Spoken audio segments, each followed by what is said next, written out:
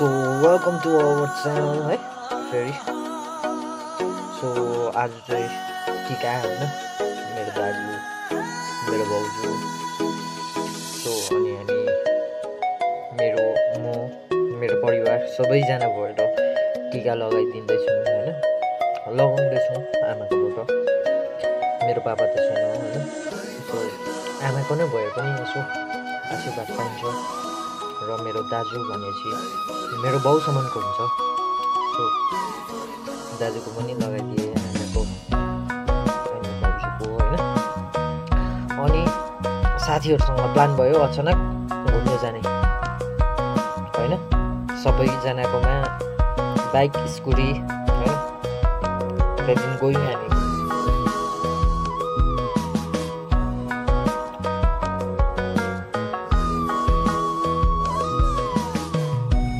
फेरि मेरो साथीहरु चाहिँ यस्तो सेफ राइडरहरु छ हैन विथ हेलमेट हैन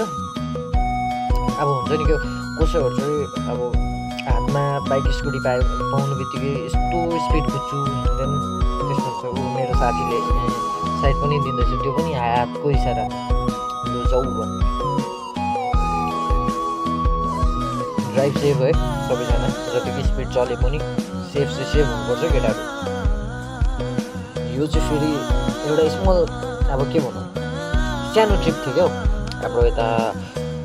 वेस्ट सिक्किमको सोमबारे टु सोरेङ हैन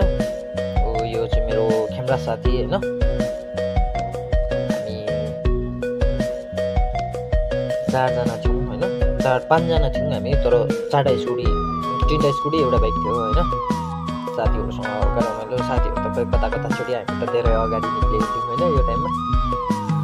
मैले साथीलाई भन्दै पनि थियो ओए आरामले कुदा भन्दै यस्तो रमाइलो प्लेस हो कि यो अब हुन्छ नि यो अगाडिको जति पनि देख्दैछ उता जानेहरू डल्लै आफ्नो साथीहरूसँग यसरी अब हुन्छ नि दसैँको टाइममा यसरी हिँड्दाखेरि चाहिँ धेरै मजा आउँदो रहेछ क्या यो टाइमहरू चाहिँ धेरै यादगार हुनेछ यादगार चाहिँ हुन्छ नै किन भन्दाखेरि हुन्छ नि क्या घरदेखि जब कि आफू दुःख गर्नु मेहनत गर्नु धेरै टाढो गएर आफूले अब हुन्छ नि यो दसैँ दिवालीहरूको हामीले महसुस गर्नु पाएको हुँदैन त्यो टाइममा चाहिँ अब हुन्छ नि आफ्टर लङ टाइम गाउँमा आएर चाहिँ यसरी साथीहरूसँग हिँड्नु पाउँदाखेरि चाहिँ धेरै रमाइलो हुँदो रहेछ होइन मलाई चाहिँ त्यो महसुस लाग्यो तर नि त अब के भन्नु हामी साथीहरू त्यति साह्रो नराम्रो पाराले त हिँडेको छैन हामी सेफ राइडै हिँड्दैछौँ होइन यति हो all of you riders be safe है सबैभन्दा ठुलो कुरा आफ्नो हेल्थ हो सो त्यही भएर चाहिँ सबैजना बी सेफ है अरू कुरा त डल्लै भने यो अगाडि हिँड्ने मेरो साथी गाउँको रिवाज हो हैन त्यहाँदेखि पछाडि आशिष बुबु खेमराज 4 जना मसँग त्यहाँदेखि यो बाइक जुन चाहिँ चलाउँदैछ ऊ चाहिँ मेरो स्पेसली के भन्नु चाइल्डहुड फ्रेन्ड है यो समीर भन्ने चाहिँ अब हुन्छ नि